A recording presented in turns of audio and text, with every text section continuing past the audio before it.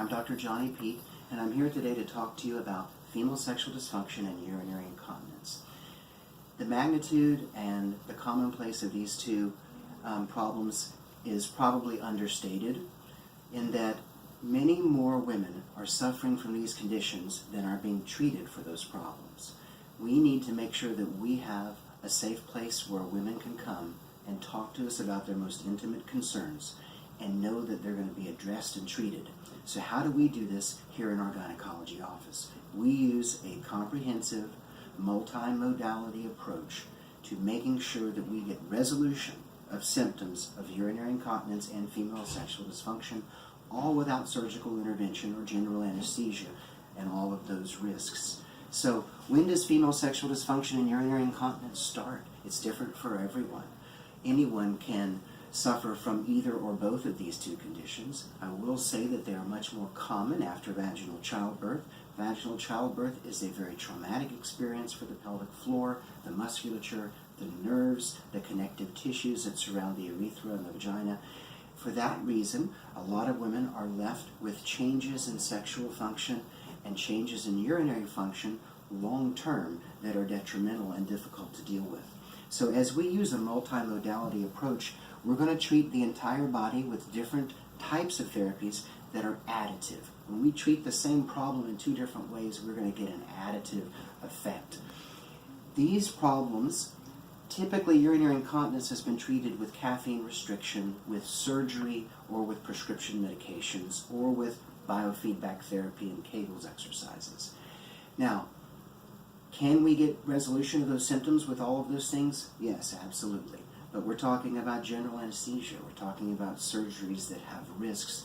We're talking about exercise therapy that is long-term. We're talking about medications that have side effects and that are prescriptions. It's probably not the best way to go for women long-term, especially when we have so many different options right now that work so well. Female sexual dysfunction is something that, when I first started practicing medicine 20 years ago, was extremely difficult to treat. It required psychotherapy, perhaps herbal supplements to improve libido, or over-the-counter lubricants to try to decrease pain. Some hormone therapies helped. But the reality of it was, for many problems with female sexual dysfunction, we never really talked about it because we really couldn't help you that much. And that's unfortunate, and it's not a good thing for the medical profession. So, with female sexual dysfunction, as testosterone levels drop in women after childbirth and from their 30s and beyond, libido oftentimes decreases and never comes back. Certainly if there is pain with intercourse or lack of lubrication, there will not be a libido. Your body will not want to do something that hurts. So lack of libido would be expected in people who suffer from pain with intercourse. So we have to get rid of that pain. We have to make sexual function something that is pleasing and pleasurable. Female sexual dysfunction damages long-term relationships, and it damages the self-confidence of the women that suffer from it. So let me tell you how we treat this. BioT hormone therapy. Hormone therapy both for men and women, but testosterone therapy will improve libido and sexual response in over 90% of women that are treated.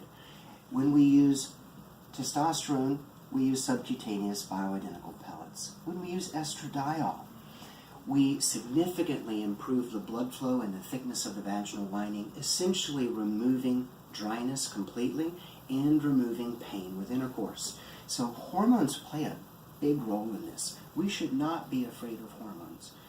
Testosterone and estradiol have been made by your ovaries and your adrenal glands since you were an embryo. If those two molecules were dangerous for you, you would have never made them in the first place. Or they would have evolved out of your system. These are good for you. They help you. Number 2, Diva by Cyton is a vaginal laser that will essentially rejuvenate and recreate new vaginal tissue, turning over the vagina, creating new vaginal tissue. We do a series of 3 treatments. They're 4 minutes long each, with just a little topical anesthesia gel and minimal discomfort. No downtime. You can drive to the appointment and drive home. Diva vaginal laser treats lubrication, treats pain, has proven to increase the client's ability to reach orgasm. Also has significantly decreased urinary incontinence. We also know that estradiol in the vagina lowers urinary incontinence as well. So we're treating these same problems with multiple modalities. Diva also treats vaginal laxity. Vaginal laxity from childbirth can lead to decreased sensation and decreased ability to climax or reach orgasm. Diva has been shown specifically to decrease laxity as noted by patients and their partners and make it easier to achieve orgasm. So, IoT and Diva, the first two steps. Now we have OSHOT, platelet-rich plasma. It's your body's own serum that it uses to trigger regeneration and rejuvenation of tissues. We use your body's natural abilities by waking up stem cells and releasing growth factors to rebuild tissue in the areas where they're supposed to be. When we treat around the urethra, we treat urinary incontinence. When we treat vaginally, we help with sensitivity, decreasing pain, increasing lubrication. The sensitivity is improved both externally and internally with intercourse, increasing the woman's ability to reach climax. All of these things are treating the same problems with different angles. The effects are additive. Okay? IMSILA is a new device from BTL that is an electromagnetic chair that women sit on, fully clothed, for 28 minutes, twice a week, for 3 weeks. What this does is it sends an electromagnetic pulse of energy through the pelvic floor in a circular area about 10 centimeters and up. Patients sit on a chair, read a magazine, watch TV, fully clothed for this 28-minute session. There is no pain with this, but the electromagnetic energy will stimulate muscle contraction of the entire pelvic floor, and this includes the muscles alongside the vulva and on the perineal body, all around the opening of the vagina, and around the urethra and around the vaginal canal. When these muscles contract and get trained, it strengthens them significantly, so that when you're about to sneeze or cough, you can contract those muscles and hold it in. Biofeedback therapy or Kegel's exercises is something we've done in our office for decades.